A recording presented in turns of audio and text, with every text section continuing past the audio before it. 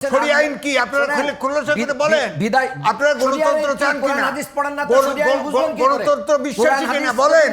জাতীয়তাবাদী বিশ্বাসী কিনা বলেন? শরিয়া আইন জানবেন কি করে? আপনারা সব গোপন রাখবেন, গুপ্ত রাজনীতি করবেন।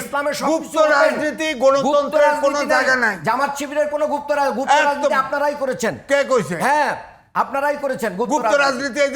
এই যে ঢাকা ইউনিভার্সিটি গুপ্ত রাজনীতি, কোন জায়গায় গুপ্ত রাজনীতি নেই। এরা আরে আন্দোলন ছাত্রলীগের হেলমেট বাহিনী হয়ে যখন ভিসি মিটিং রাখছে তখন ফুস করে একজন বলে আমি শিবির। এই কারণে আওয়ামী লীগ মনে হয় আমাদেরকে 5 আগস্টের আগে পয়লা আগস্ট আমাদেরকে মানে নিষিদ্ধ করছিল। আপনাদেরকে একই সাথেই তো ঘুমায় থাকতেন, এই যে একই খাটে ঘুমায় থাকতেন বিএনপি আওয়ামী লীগের নেতারা। যে রাষ্ট্রটা কিভাবে চলবে, পার্লামেন্টটা কিভাবে গঠিত হবে, এটা জনগণের পরামর্শের ভিত্তিতে হবে। এটাই ইসলামপন্থীদের একটা অংশের মত না, একটা অংশের মত। এটা হতে পারে, ইসলামের ভেরিয়েশন হতেই পারে, এটা ভেরিয়েশন হতে পারে। কিন্তু আমি যেটা বলছি, আমি যেটা বুঝি, আমি সেটাই বলছি। আপনারা যেটা বুঝেন, এটা আমি যেটা বুঝি বা আমরা যেটা বুঝি, আমরা ইসলামিক, আমরা একটা কল্যাণ রাষ্ট্র গঠন চাই। এবং আমি এই ইসলামিক রাষ্ট্র না, শোনেন, আপনাকে ইসলামের যে বিধিবিধান প্রতিষ্ঠার যে প্রক্রিয়া আছে, আপনি কি একদিনে কি একটা স্যাটেলাইট চ্যানেল এখানে একদিনের ভিতরে তৈরি করতে পেরেছেন? পারেন নাই। তাহলে আপনাকে বাসা ভাড়া করতে হয়েছে, অনুমোদন নিতে হয়েছে, কাগজপত্র তৈরি করেছে, ডেকোরেশন করতে হয়েছে, একটা টাইম লেগেছে। তাহলে জনগণকে আমরা যখন বুঝাইতে সক্ষম হব, স্টেপ বাই স্টেপ এটা হবে। এটা একদিন আপনারা তো বলছেন না। মান্নান ভাই, আপনারা তো বলছেন না, আপনাদের রাজনীতিটা পরিষ্কার করছেন। ইসলামের বিধিবিধান কখনো কোনো ব্যক্তি, সমাজ, গোত্রের উপর চাপিয়ে দিয়ে ইসলাম কি করে নাই, তার বিধিবিধান প্রতিষ্ঠিত করে নাই। ইসলামের বিধিবিধানের যে কল্যাণ, এর বেনিফিট, এর যে উপকারিতা, এটাকে কি করেছে জনসম্মুখে সেটাকে অ্যাকসেপ্ট করেছে। আমি একটা এক্সাম্পল দিয়ে শেষ করি। আমি এই এক্সাম্পলটা, আমার প্রশ্নটা বুঝাইতে পারি নাই। আপনি এখন পর্যন্ত আপনি আপনার স্ট্র্যাটেজি বলেছেন যে আপনি কিভাবে ইসলামী রাষ্ট্র আপনার টার্গেটে পৌঁছাবেন, কিন্তু আপনার টার্গেটটা কি এটা বলেন না এখন পর্যন্ত। হ্যাঁ, আমরা তো একটা কল্যাণ রাষ্ট্র চাই, ইসলামী কল্যাণ রাষ্ট্র চাই। ইসলামী কল্যাণ রাষ্ট্র চাই, যে রাষ্ট্রের ভিতরে হিন্দু, বৌদ্ধ, খ্রিস্টান এবং যারা ইসলামকে পছন্দও করে না তাদেরও নিয়ে এই রাষ্ট্রটা গঠিত হবে। এটা কি একটা মানে ওই যে এটা কি একটা ধারণা নাকি কোনো? না, এটা ধারণা। আপনি আল্লাহ রাসূল সাল্লাল্লাহু, অফকোর্স উদাহরণ আছে। সবচেয়ে বড় উদাহরণ আল্লাহ রাসূল সাল্লাল্লাহু আলাইহি সাল্লাম মদিনাতে যে রাষ্ট্র গঠন করেছিলেন, সেখানে পৌত্তলিক ছিল, খ্রিস্টান ছিল, ইহুদি ছিল, মূর্তি পূজারী ছিল, অগ্নি পূজারী ছিল। সেই মদিনা সনদ অফকোর্স রাষ্ট্র ছিল। এটা রাষ্ট্র, পৃথিবীর লিখিত first written constitution in the history of human being, that is the charter of Medina. আপনি জানতে না পারেন, আমি আপনাকে আবার বলি রাষ্ট্র না, না, এই যে রাষ্ট্র সনদটা ছিল আমাদের রাষ্ট্রীয় কনসেপ্ট। এই কনসেপ্টকে আপনি ডিনাই করতে পারেন না, এটা এস্টাবলিশড। এবং আল্লাহ রাসূল সাল্লাল্লাহু আলাইহি ওয়াসাল্লাম এই রাষ্ট্রের প্রধান ছিলেন। আর তাহলে কি কে ছিল এই রাষ্ট্রের প্রধান?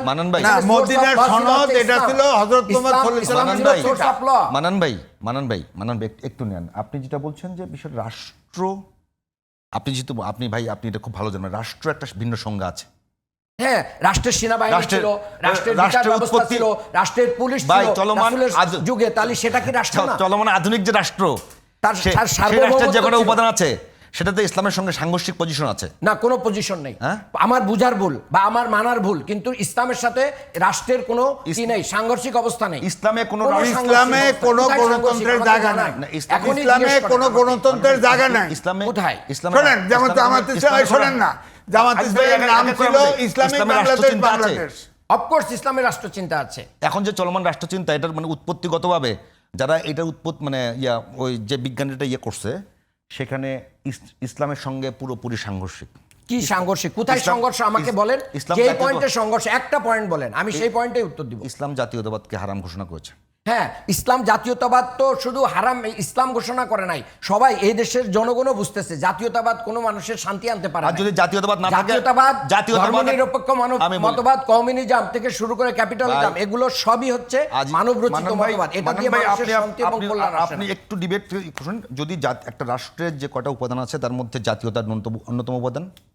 হ্যাঁ, আছে, প্রধান উপাদান জাতীয়তা। সাম্য ন্যায় বিচার বলবেন না? না, সাম্য ন্যায় বিচার বলবেন না? আপনি কোনোভাবে আপনি কোনো কারণে হয়তো খিলাফত এবং রাষ্ট্রকে এক করছেন। জি না, আজ ভাই বলবেন খিলাফত আর রাষ্ট্রকে এক করছি না। ইসলামের রাষ্ট্রতত্ত্ব নাই। কে বলেছে ইসলামের রাষ্ট্র? আপনি- ইসলামের না, রাষ্ট্রতত্ত্ব দিয়ে আল্লাহ রাসূল সাল্লাল্লাহু আলাইহি ওয়াসাল্লাম সেই রাষ্ট্রের শোনেন, মডেল। আমি আপনি এখানে- পড়াশোনা করেন, এখানে করে দেখেন, আপনাকে- ইসলামের রাষ্ট্র ব্যবস্থার মডেল হচ্ছেন আল্লাহ রাসূল সাল্লাল্লাহু আলাইহি ওয়াসাল্লাম। মানন ভাই মানবে একটু বোঝার চেষ্টা করেন। আমি বলি যে জন লক কিংবা হবস যারা রাষ্ট্রতত্ত্ব দিয়েছেন, হ্যাঁ। তারা কেউ মুসলমান ছিলেন না, এবং তাদের যে আমি আবারও বলতেছি তারা কেউ মুসলমান ছিলেন না। ইসলামের রাষ্ট্র গঠন করবার জন্য যে সমস্ত নাগরিকের সঙ্গে রাষ্ট্রের যে সমস্ত চুক্তি হয়, এর অনেকগুলো ইসলামের সঙ্গে সাংঘর্ষিক। আপনি কোনো কারণে এই জায়গাটা বলতেন ইসলামী রাষ্ট্র আমাকে এখানে 2টা মিনিট বলতে দিতে হবে Okay. প্লিজ। 1 নাম্বার কথা হচ্ছে, একটা রাষ্ট্রের প্রধান থাকে, রাষ্ট্রের বিচার ব্যবস্থা থাকে, আবার রাষ্ট্রের অর্থনীতি থাকে, আপনি- রাষ্ট্রের এগ্রিমেন্ট করার অধিকার থাকে, রাষ্ট্রের জনগণের নিরাপত্তা থাকে, তার মৌলিক অধিকার থাকে, তার অনেক অনেক অধিকার যেগুলো রাষ্ট্রীয় ধারণায় আছে, এগুলো সব আল্লাহ রসুল সাল্লাহ সাল্লাম এবং নবী রাসূলদের যুগে এগুলো প্রতিষ্ঠিত ছিল। ইউসুফ আলাইহিস সালামও তো রাষ্ট্র ব্যবস্থার প্রধান ছিলেন, সুলাইমান আলাইহিস সালাম রাষ্ট্র ব্যবস্থার প্রধান ছিলেন, তারা তো চালিয়েছেন রাষ্ট্র। এটা আমাদের কাছে মনে হলো যে অমুক একজন খ্রিস্টান বা ইহুদি দার্শনিক বলেছে, ওইটাই মনে হয় রাষ্ট্র ব্যবস্থা। আপনি ওইগুলো পড়েন, আপনি যেগুলো পড়ছেন আপনার কাছে মনে হবে ওইটাই রাষ্ট্রীয় দর্শন, কিন্তু আপনি ইসলামেরটা পড়েন, ইসলাম একটা পরিপূর্ণ জীবন ব্যবস্থা, কমপ্লিট কোড অফ লাইফ, এখানে আমাদের সবকিছু আছে। এটা আপনার শোনেন, জানার ভুল আমাদের হতে পারে। দেশে ইসলামিক রাষ্ট্র বলতে আফগানিস্তান আছে, জি না, যেখানে নারীদের কোনো স্বাধীনতা নাই, নারীদের ঠিক না। কোনো স্বাধীনতা নাই, কোনো গণতন্ত্র নাই। এইটাই হলো ইসলাম এবং আজিজ ভাই, আপনি ইসলামিক আন্দোলন বাংলাদেশ। আপনি যে বিষয়ে অভিজ্ঞ সেই বিষয়ে ব্যাখ্যা দেওয়া উচিত। আপনি ইসলামের এই সমস্ত বিধিবিধান সম্পর্কে এক্সপেরিয়েন্স না, এটা তো এটা নিয়ে জামাতে আপনার ইসলাম কোন গড়া ব্যাখ্যা দিতে পারেন না। এটা তো- ইসলামের বিষয়ে আপনি এটা কোন গড়া ব্যাখ্যা আমি দিতে জানি না পারেন কেন, না, এটা আমি সব ইম্পসিবল। না, আমি সব জানি, এটা জানি না, আপনি বলেন না কেন? আপনি বলেন না কেন? শরিয়া আইন কি আপনারা খোলাসা করে বলেন? আপনারা গণতন্ত্র চান কিনা? গণতন্ত্র বিশ্বাসী কিনা বলেন? জাতীয়তাবাদী বিশ্বাসী কিনা বলেন? শরিয়া আইন জানবেন কি করে? আপনারা সব গোপন রাখবেন, গুপ্ত রাজনীতি করবেন, গুপ্ত রাজনীতি, গণতন্ত্রের কোনো জায়গা নাই। জামাত শিবিরের কোনো গুপ্ত রাজনীতি আপনারাই করেছেন। কে কইছে? হ্যাঁ, আপনারাই করেছেন গুপ্ত রাজনীতি।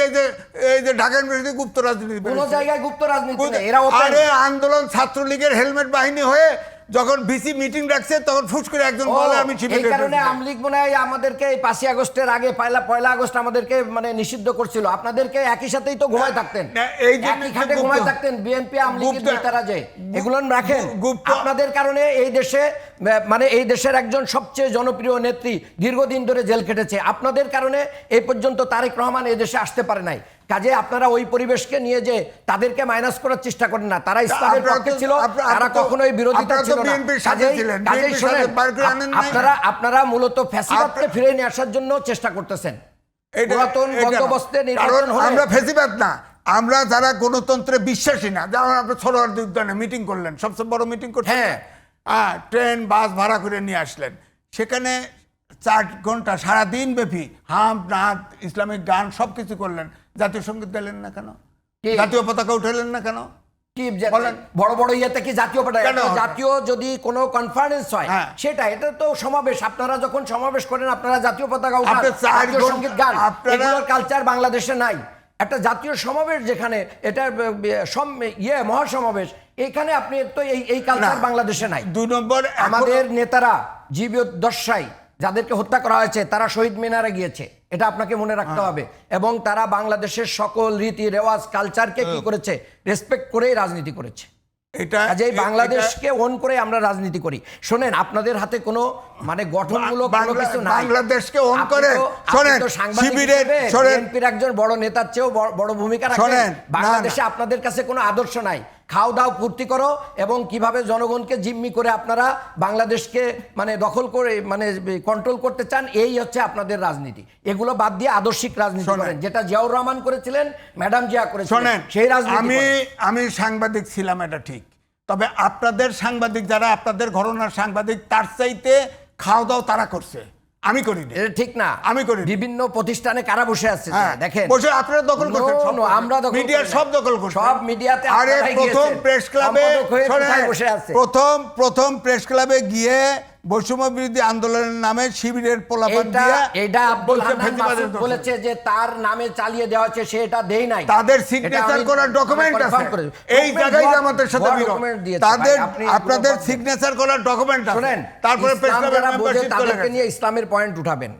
ইসলাম যারা বোঝে না, যারা কোরআন শরীফ পড়তে পারে না, হাদিসের ব্যাখ্যা জানে না, 2 লাইন আরবি জানে না, তাদের নিয়ে ইসলামের ব্যাখ্যা শোনার কোনো প্রয়োজন নেই। এটা কি আপনি মানে মানে মানে এটা কি সুযোগ আছে বলার? Of course সুযোগ আছে। একজন মুসলমানকে অফকোর্স সুযোগ আছে না। আমি তো ডাক্তারি নিয়ে বলতে পারবো না, আমি তো ইঞ্জিনিয়ারিং নিয়ে বলতে পারবো না। আপনি যদি আমাকে বলেন ডাক্তারি নিয়ে, আমি মানে এখন বলবো আরেকজন যে- জামাতের কেন বলতে হবে? সাথে দিতে না, হবে। কেন বলতে হবে? মানে আরেকজন জামাতের না কাছে দিতে হবে। আরেকজন কেন? আপনাদের তো উলামা দল আছে, আপনাদের তো আরো অনেক না, আছে। আমি একজন ঠিক মানুষকে আছে? একজন ভাই, আমরা একটা কথা বলি, আমরা ব্যক্তিগত আক্রমণ না, যে একজন মানুষকে দেখে বোঝা যাবে না তার মধ্যে কি কি জ্ঞান আছে। ভাই যদি আপনি ইসলামকে খাটো করতে পারেন না। না, ইসলাম- আপনি ইসলামকে ফাঁকি ইসলামী করছি না। রাষ্ট্রতত্ত্ব নাই, আমার ইসলামী কথা হলো রাষ্ট্র নাই। জামাতে এটা আপনি ইসলাম, বলতে এই পারেন শোনেন, না।